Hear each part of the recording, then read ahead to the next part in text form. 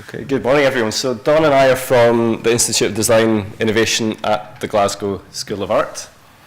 We are in an academic institution, but we're also both practicing owners, managers of creative companies as well. So both Don and I come with both perspectives to bear today, which I think is important in the context of partnerships, collaborations.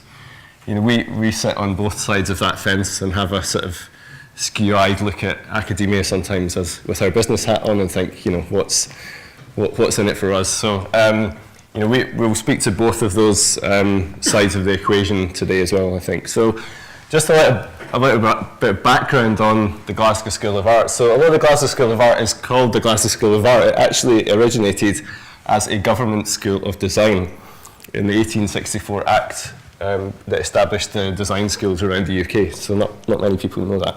So in the 19th century, the Glasgow School of Art was very much all about improving the manufactured wares of the city of Glasgow. So giving more aesthetic class and substance to the output of the city.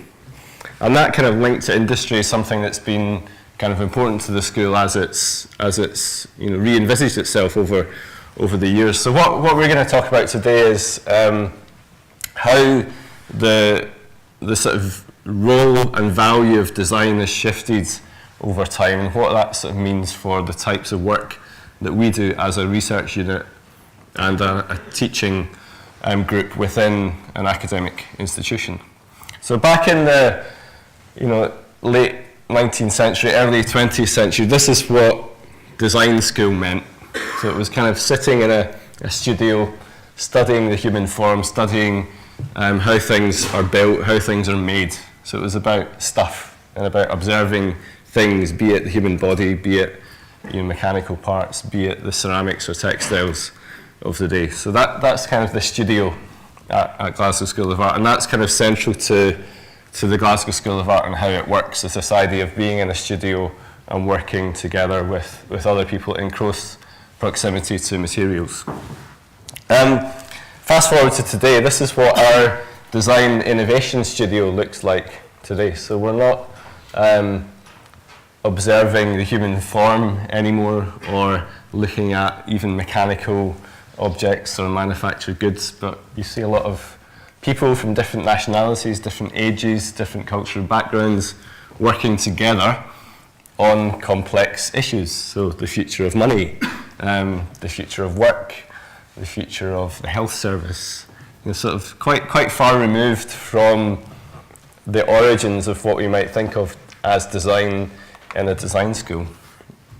So that confuses people quite a lot of the time. So what is this? What is this design crap that you keep talking about? What are you actually doing?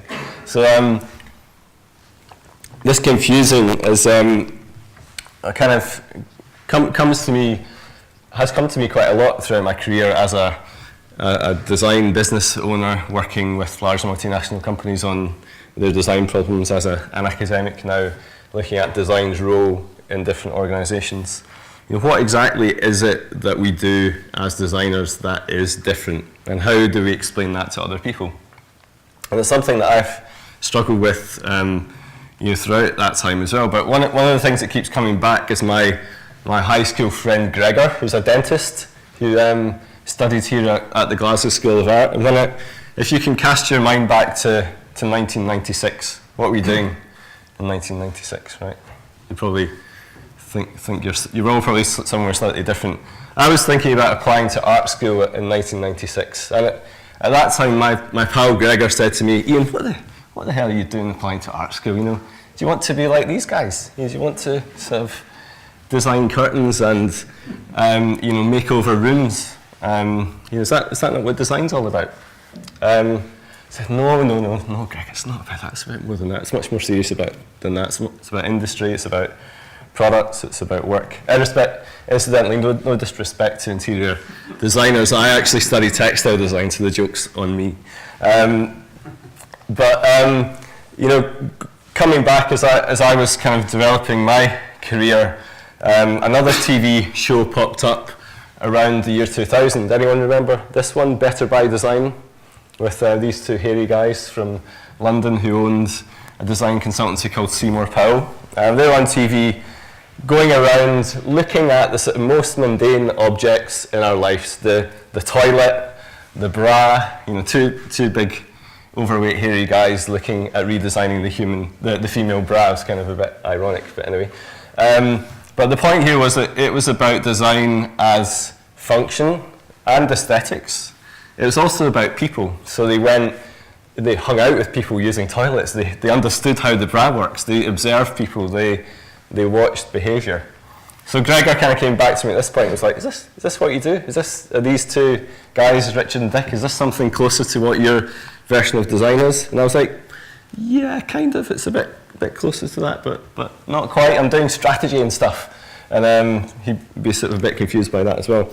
And then a couple of years ago, this show came on. I was pleased to see the mention of Lego earlier, which I don't know if anyone caught this documentary on, I think it was Channel 4 a couple of years back, which told the story of Lego's near collapse, and it was an almost bankruptcy situation at one point, through the lens of the design team within Lego, and showed the creative talents on display at Lego and how they were actually central to re-envisaging the product portfolio and how Lego understood its customers and consumers.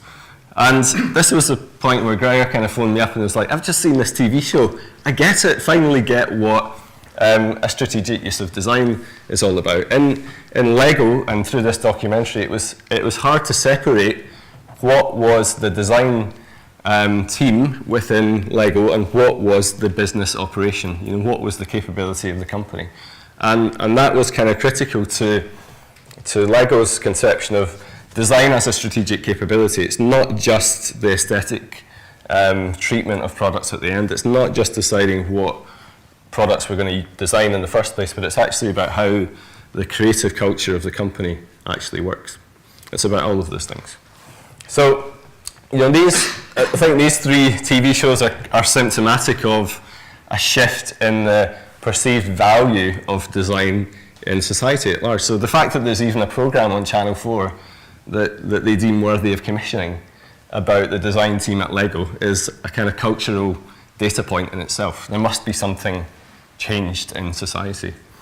We also have, this wouldn't be a design talk these days without putting the HBR talk cover from 2015 up, which is really design being mainstream as a business topic, not as an afterthought, but as a central capability that companies should invest in the way that they might invest in a marketing function or a good sales function. Good organisations and successful organisations use design in a myriad ways.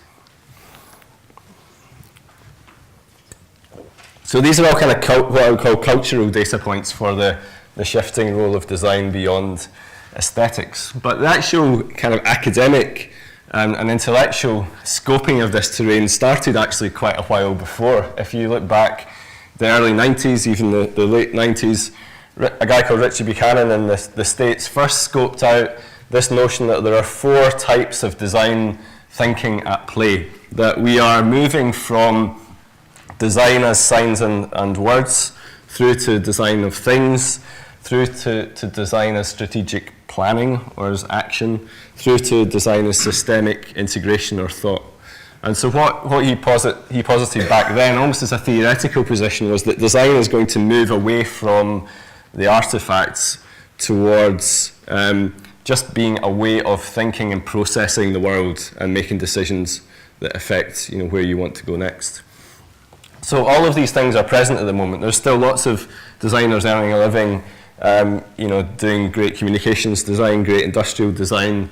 There's a whole new industry around service design, which we've heard about already, and increasingly a whole landscape of design as a capability that companies need to develop as an organisational capacity. So that's been set out almost as a political project, you could say, that Design Council and the Cox Review 10 years ago, or 13 years ago now, first set out the kind of policy imperative behind design's role in creativity and innovation. it's also led to a shift in the perceived value of design. So organisations like the Design Council, the Design Management Institute in the US have set to quantify the added value that investment in design returns for a particular organisation. For some reason, there's a kind of sort of meaning of life quotient for design of about 225%. It seems to be, whatever study you look at, it seems to be, the return on investment is around that amount. So you can argue, and people have, that correlation does not equal causation. That good, well-run companies invest in design just as much as they invest in marketing and hire talented people. But you can see from the studies that organisations who have a self-conscious use of design at those 4 levels that I introduced are ones that are more successful. Other kind of data points, we have the rise of this generally kind of white, middle-aged and balding guy called the Chief Design Officer, who pops up at quite a lot of large multinational organisations now, who, for years and years when I used to go to design conferences at the start of my career, the complaint would be, why can't we get a seat at the top table as designers? No one takes us seriously. We're not on the board. Well, now we kind of are in a lot of organisations. You also got the recognition of the design-led startups, so particularly in the West Coast tech, social media kind of scene, the sort of identification that, wait a minute, a lot of these successful companies have had not just design services integrated at an early stage, but actually designer founders. So there's something about the sort of way of working that has been adopted there.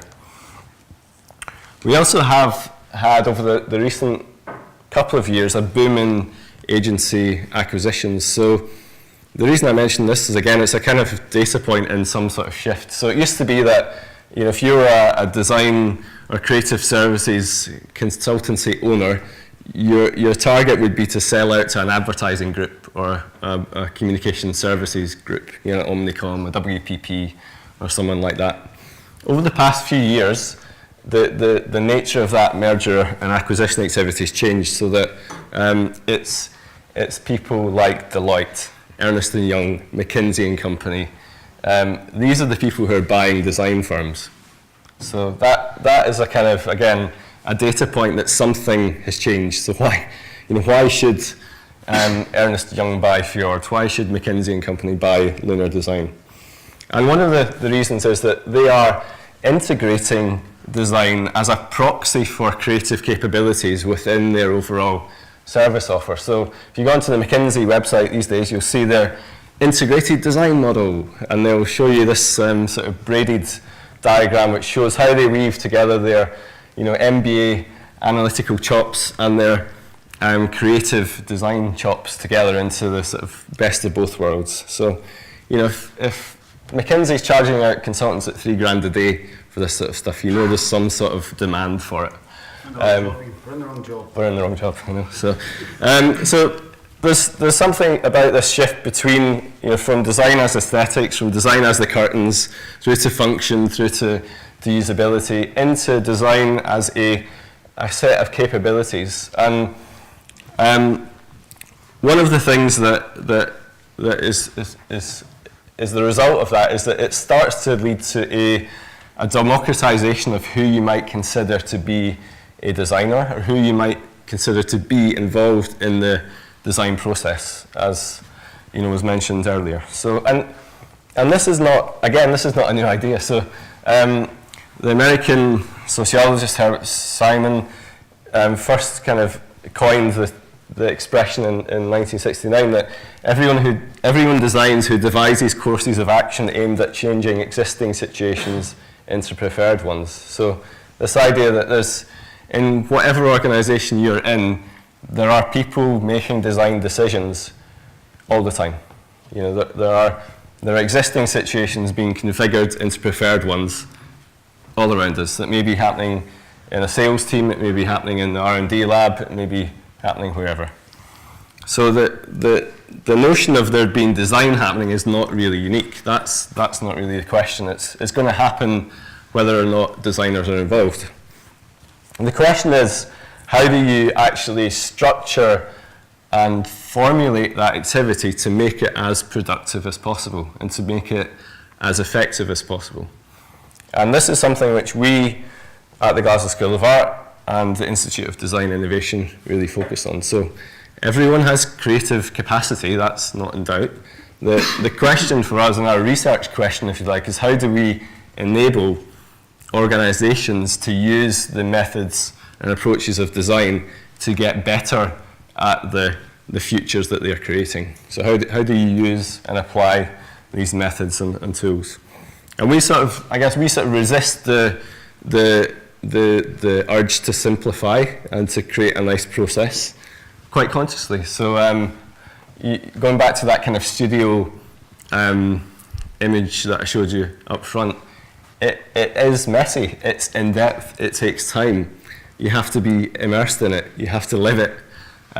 So we sort of roll back from simplifying innovation through design into a simple process, but rather focus on capabilities and focus on the skills and the partnerships that you might need to form in order that innovation can happen. So the way we talk about that is in terms of design innovation, which is all about innovation through design. And by that we mean we are looking at the sort of problems of the world using design-led approaches and techniques to tackle them and to look at them. And through doing so, we're actually thinking about what is this new version of design practice that we're actually working through.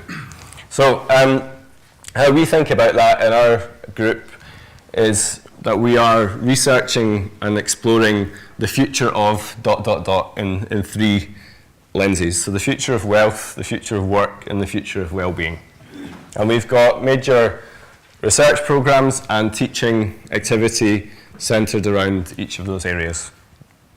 So I'm going to hand over to Don now, who's going to give us the second part, and we're going to bring that to life through some examples of what that means. Thank you, Iain. Can you hear me okay? I'm always a wee bit frightened presenting from my own machine, which I'm not doing today, after an absolute disaster that happened to me. I was presenting in America at some backwater, and there's maybe about as many people as there are here, and I was out the front talking, and I could see them kind of going, maybe not particularly understanding me. I thought it's maybe just my strong Fife dialect getting in the way. And about 30 seconds in, I turned around and my mum had appeared on Skype behind me. She was a good 30 seconds in. Dad's drinking too much. That kind of stuff. Nobody told me. So I'm really conscious of that now. Right, I'm aware you've been sitting for ages. I'm going to try and not make this death by PowerPoint, okay? It is the graveyard shift immediately before lunch.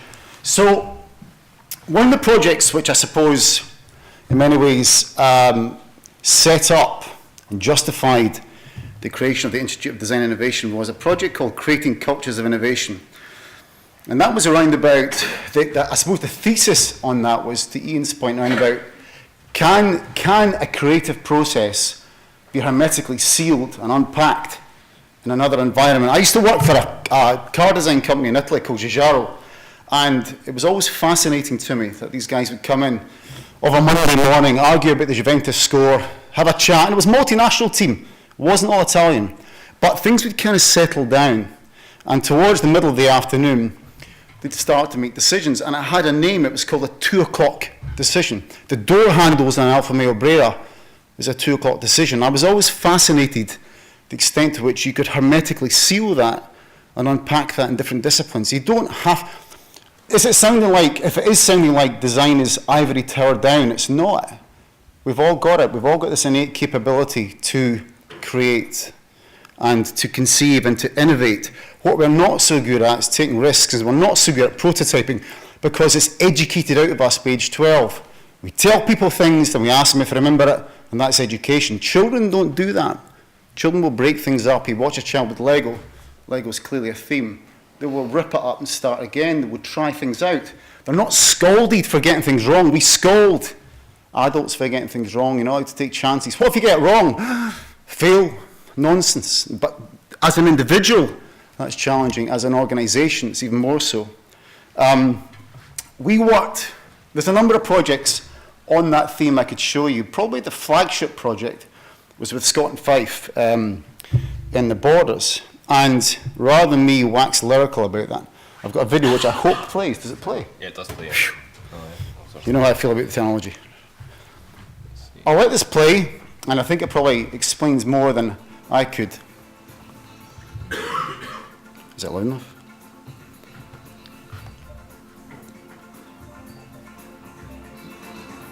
Phew.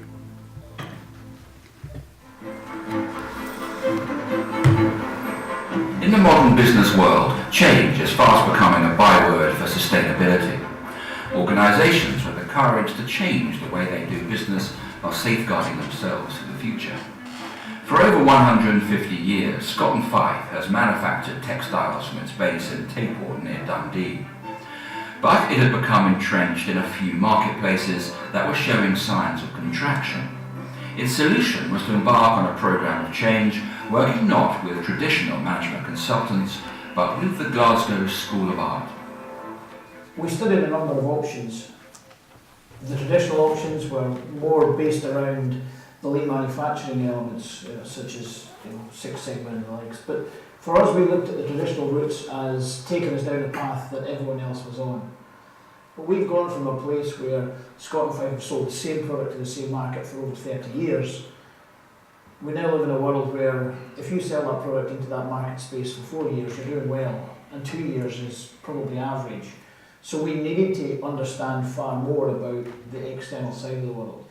And that's where something a bit more innovative, that's where we looked at the Glasgow School of Art to put in the design elements of it, made it far more attractive to us. Design is at the forefront of Scott and Fife's new business strategy. And by design, we're not referring simply to product design.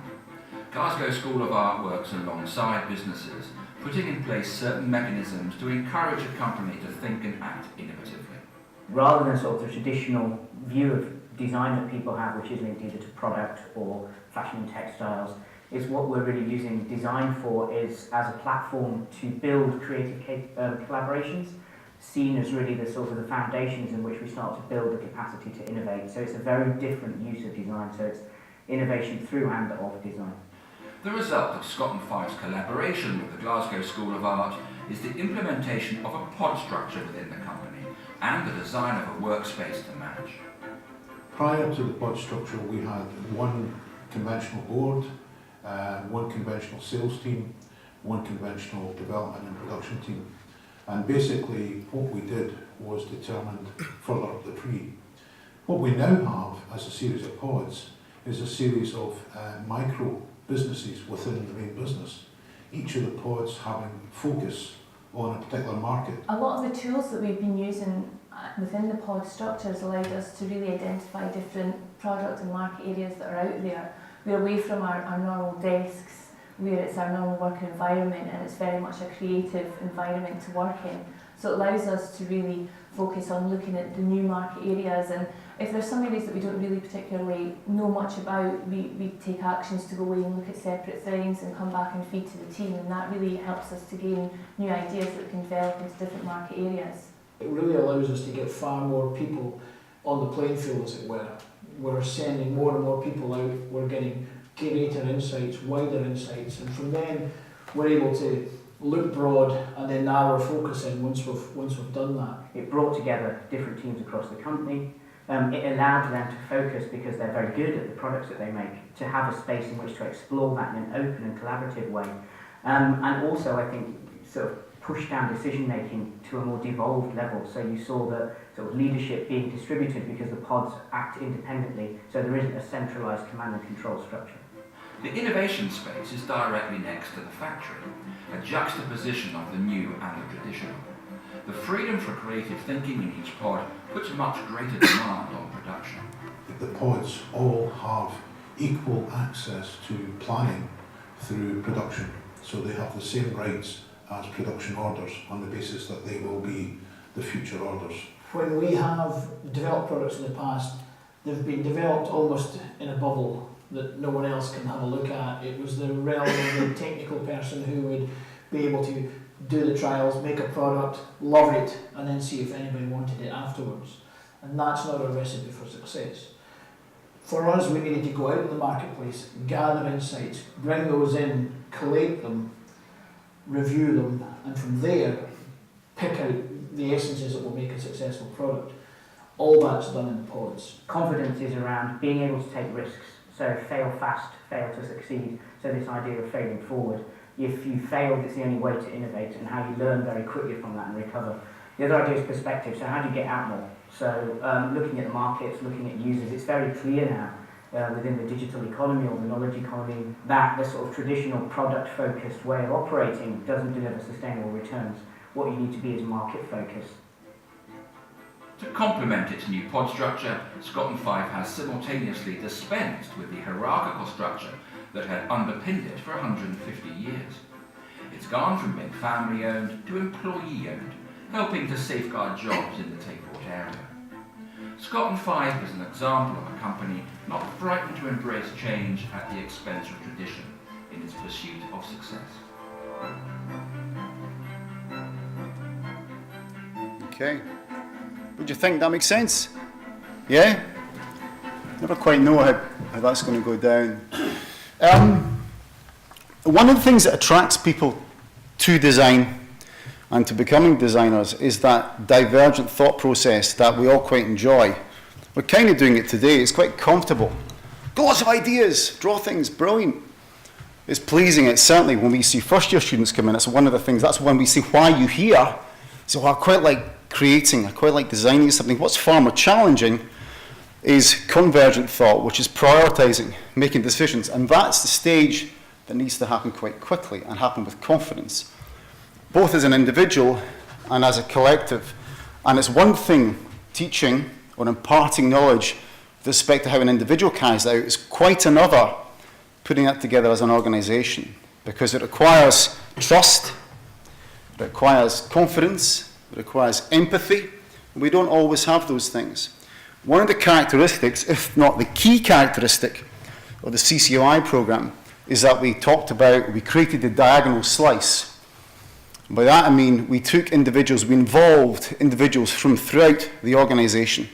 So it wasn't just the board, it wasn't even just middle management, it was the proverbial coalface. So that idea, what you've seen there, the pod, that came from a very junior member of staff who kind of said, well, I always had this idea. Nobody listened to me. I always had it.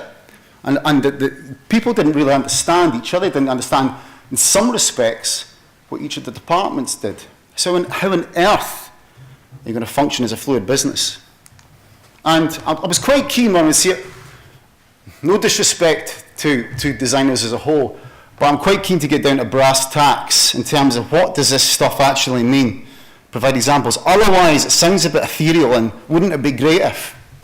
But, you know, we're entitled to say, show me the money. What difference does it make? What's the additionality? What if I didn't do this? Would it really make a difference? Maybe, maybe not. But people like the Design Council are beginning to wrap some numbers around what it means to employ a designly way of thinking. Not necessarily to design, but a designly way of thinking. Design is a behaviour, not a department, to quote Paul Rand. But, yeah, so they're seeing big numbers there in terms of change.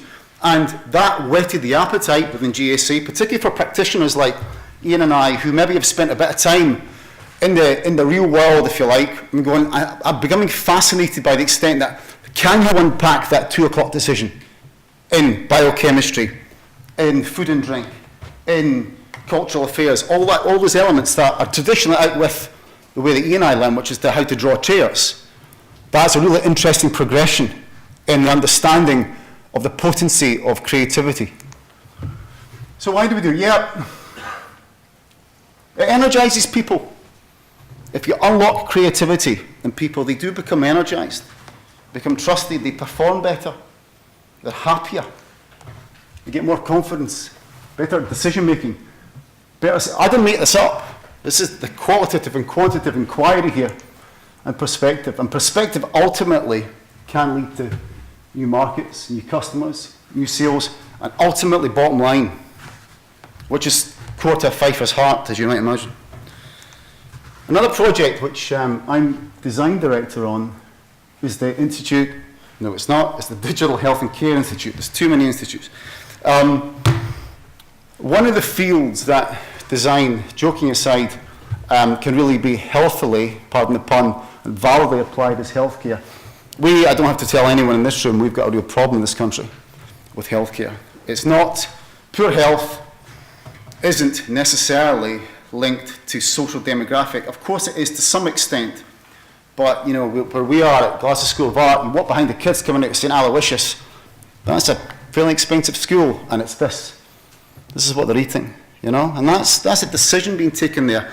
And yet, by the same token, we have some of the best universities, in particular best medical training in the world. So how do we bring those things together? And design could be particularly good at that. So we conceived of and designed the experience labs. And what they do is they provide a safe space for innovation. We bring together, if you like, the extreme collaborators involved in a healthcare problem.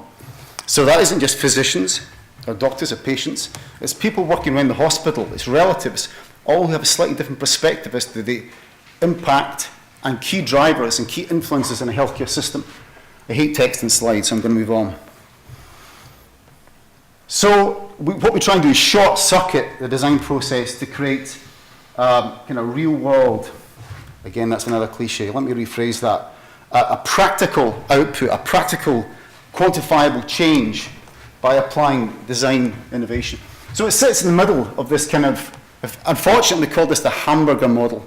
Before we knew it, we called it the hamburger model in the Digital Healthcare Institute. Anyway, it sits in between exploratory and what we call the factory. Now, in my experience, too many academic projects have started without really any sufficient amount of due diligence with respect to what work has gone on in that field before. So we try and address that through the exploratory element, which looks at other research, other findings of the projects. We drop that into a lab context, which is my team, and then hopefully we have shaped an output that sometimes results in a complete re-evaluation of the question you had in the first place. One of the projects in question, being just conscious of time, being the Scottish Ambulance Service. The Scottish Ambulance Service were challenged with a £17 million refit of their ambulances. They came to us saying, what kit do we need? Your Glasgow School of Art, the Digital Health Institute, what kit do we need in the back of our ambulance? That was the brief. That was the brief that they came to us with. Is it this flux capacitor or whatever, thingy, gizmo? In actual fact, it was nothing to do with kit. It's to do with the public. It's to do with the public's perception of the ambulance service. Okay? In Scotland, as in England, I think Scotland, if you're having chest pains, you're going to A&E, whether you like it, and it's just a thing. And the public would demand that. Being picked up in an ambulance, they're going to A&E. Now, the paramedics in the ambulance are actually very well trained. They'll be able to tell you whether or not that's a cardiac arrest or a panic attack. But the public didn't trust the paramedic. There's a real perception issue because they're not wearing the right clothes, etc. So what was happening, particularly in rural areas, was that ambulances and the resources being taken up, ferrying people around, when in actual fact there was a real cardiac arrest going on 2 rows away. So that was nothing to do with kit. That's to do with process, and it's to do with perception, and it's to do with alternative pathways to care. So it was an evaluation of the brief as opposed to the kit, as opposed to what they thought they would need. So the double diamond, while I think it's a great way to show the chronology of design, life's not like that. And I think we double back, it's far more chaotic. It's very useful in explaining ABCD, but sometimes it's DCB, but sometimes you have to examine the brief that you get in the first place. Yeah, we can draw pretty drawings as well. It's all part of the process. But this is a very useful way of articulating to that group of extreme collaborators what's happening next. We are very engaged. We're very engaged by drawing. Again, you see children doing this. If you draw in front of somebody, it's magical. We've been drawing and building far longer than we've been writing. It's a very potent mechanism, a three-dimensional way of conveying information. I'm way over time, haven't I? Just about. Right. 1 minute, yeah. Okay, I'm just conscious. So, there are design tools. We bring these people together. We sketch, we draw, we challenge, we create an environment where mistakes can be made. We create energy, we create confidence. And in 2 or 3 days, we can get through, and I know this from other life, we can get through months worth of R&D. And sometimes it's not the hard stuff that goes down here, excuse me, sometimes it's the anecdotal evidence that people will say, I remember that time when you said to him, that's gold dust sometimes, but that only happens when you create the conditions within what is permission-based, and you give permission for that to happen. Sometimes that is just a nugget. From a design perspective, you go, we would never have got, if I'd sat next to you going, would you want, you don't know. It's an incorrect context. Still, we will do service model blueprints, which is kind of insert tab A into slot B design, who's involved, the processes, the ambulance service, we look at all the touch points, we look at the various decision nodes that a patient goes through, that an ambulance driver will go through. And so we drill down from that fairly creative, abstract level into quite a distinct planning exercise where we benchmark the existing situation, then we overlay the improvement. We identify the pinch points, the snagging areas, and we say, how do we resolve those? I'm just going to speed up because I'm just conscious that, as usual, I talk too much. And this is another lab where we prototyped an in-home care system for the elderly. So this is what almost became a product design exercise, but again, by creating that safe space, people who were involved felt comfortable to tell us how they were feeling about the weight of things, about where buttons should be, about how they felt honestly about the stigma associated with that. And that empathy is a really core aspect of design. And we get right down into UX and UI. That's the obvious stuff. That's what people would associate with design being. But in order to get there, we had to be absolutely sure that we had the right problem in the first place. So the change in companies, and again, I've left this in because I think it's relevant to this particular audience. New insights, operating habits, markets, customers, profit. And this is kind of where we sit. I'm closing, I think, with the same slide as Iain had. But so this concentric area of interest is where GAC and Indy's interest in is that work, wealth, and well-being composite. I just wanted to close with another crap anecdote about innovation. Another place I was for a wee while when I first came out of university was in Japan. I worked for Namco in Japan, and it was a million years ago. I was about 23, and there's a place in Japan, Tokyo, called Roppongi, and it's where everyone goes at night. I don't know, people are nodding, people have been there. And I started to notice that not only were game developers that would run into from the UK Scottish, they were all from Dundee. And I couldn't understand. Does anyone know that that's the story? No? They were all from Dundee, and this is becoming uncanny. For a start, you were Scottish. But not only that, you were from Tayside.